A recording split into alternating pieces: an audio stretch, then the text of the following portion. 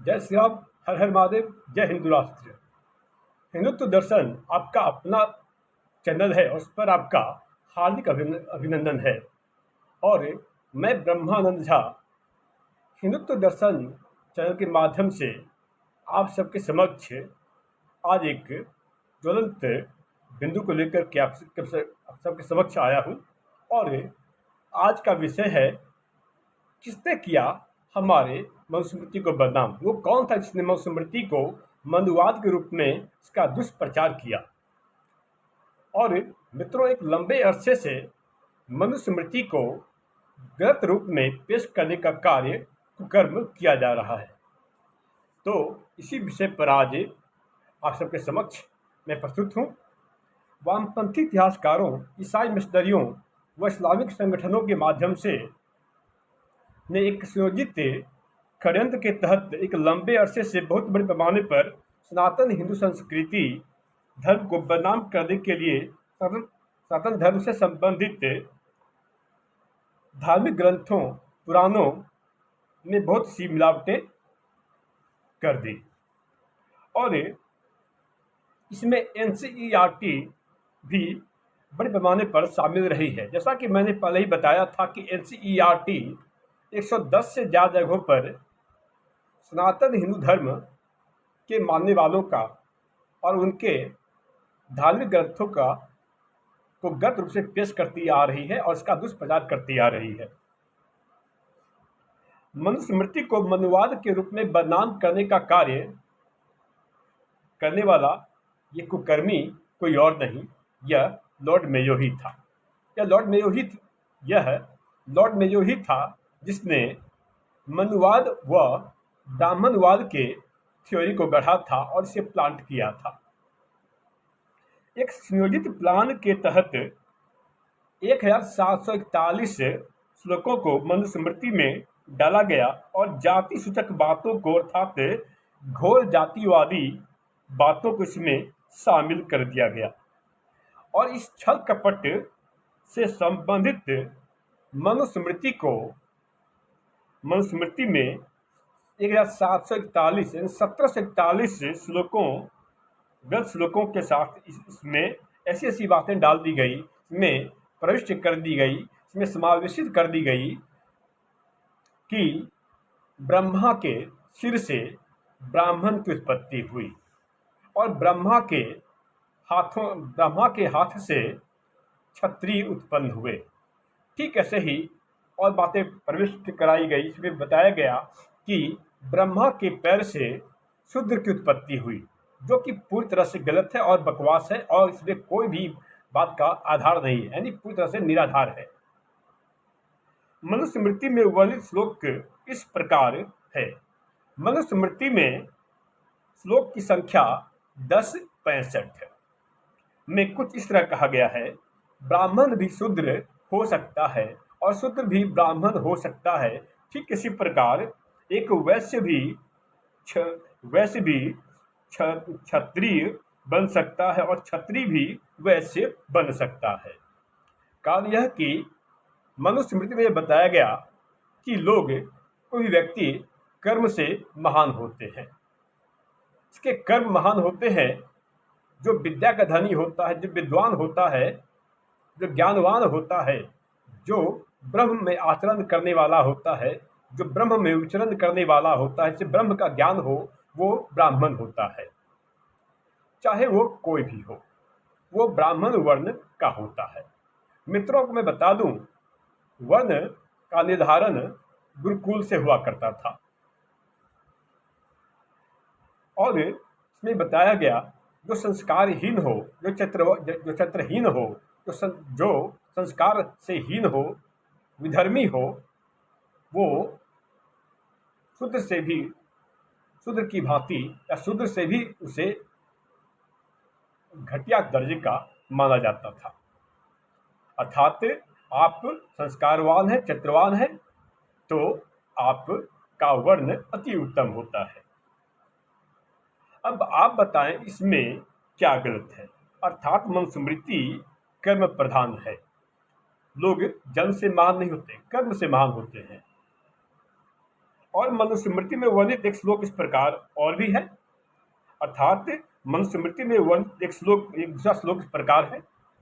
इसे श्लोक के अनुसार कुछ इस तरह कहा गया है, जन्मना जायते शूद्रः संस्कारेण द्विज उच्यते।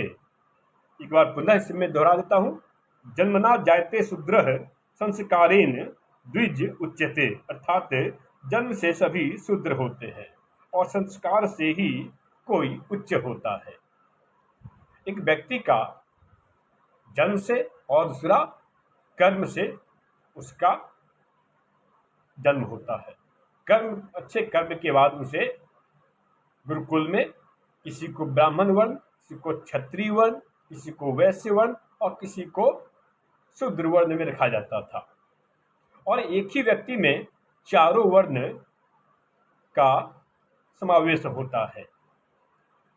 और ऐसे ऐसे भी साक्ष्य मिले हैं, प्रमाण हैं हमारे सनातन धर्म में कि एक ही घर में, एक ही परिवार में 4 भाई हुए, एक ब्राह्मण वर्ण के हुए, एक क्षत्रिय वर्ण के हुए, एक वैश्य वर्ण के हुए और एक शूद्र वर्ण के हुए। उदाहरण के लिए, यदि आप किसी को शिक्षा देने का कार्य करते हैं, किसी को आप शिक्षा देते हैं, तो आप उसमें ब्राह्मण वर्ण में हैं, ब्राह्मण वर्ण के हैं।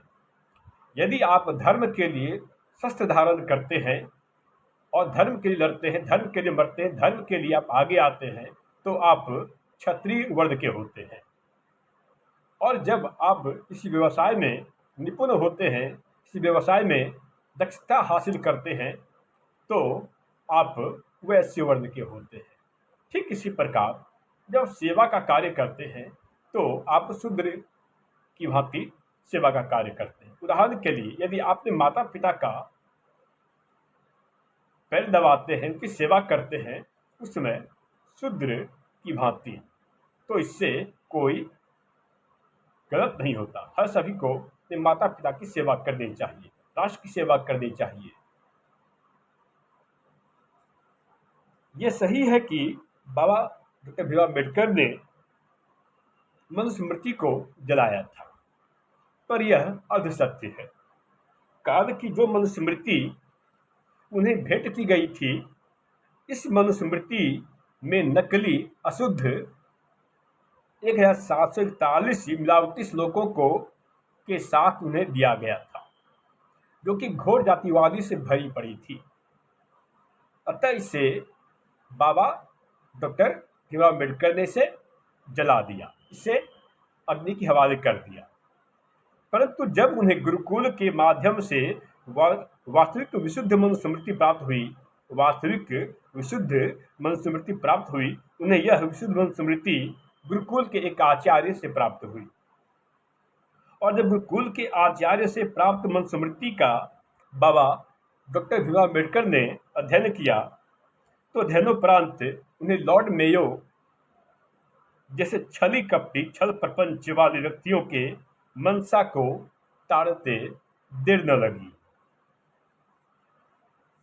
और वो लॉर्ड मेयो व मैक्सिमुलर पेरियार, लॉर्ड मेयो, मैक्सिमुलर पेरियार जैसे लोग जो उन्हें गुमराह करना चाह रहे थे, उन्हें गुमराह करने का प्रयास कर रहे थे, उनको वो भली भांति समझ गए। मेरे प्रिय सनातन हिंदू धर्म में आस्था रखने वाले सनातनियों व इस आर्यावर्त वासियों, यह लॉर्ड मेयो ही था जिसने ब्राह्मणवाद व मनुवाद के थ्योरी को गढ़ा था, प्लांट किया था, जैसा कि मैंने पहले बताया था। बाद में बाबा डॉक्टर भीमराव अम्बेडकर पेरियार के साजिश को समझकर उन्होंने इसे दरकिनार कर दिया। और यह पेरियार वही दुष्ट व्यक्ति था जो भगवान और भगवान को मानने वाले को मूर्ख कहा करता था। और तो और जब तब ईश्वरीय सत्ता में आस्था रखने वालों को व भगवान को मानने वालों को अनाप शनाप कहा करता था। वास्तव में यह पेरियार खुद ही मानसिक रूप से बीमार था और मानसिक दिवालियेपन का शिकार था।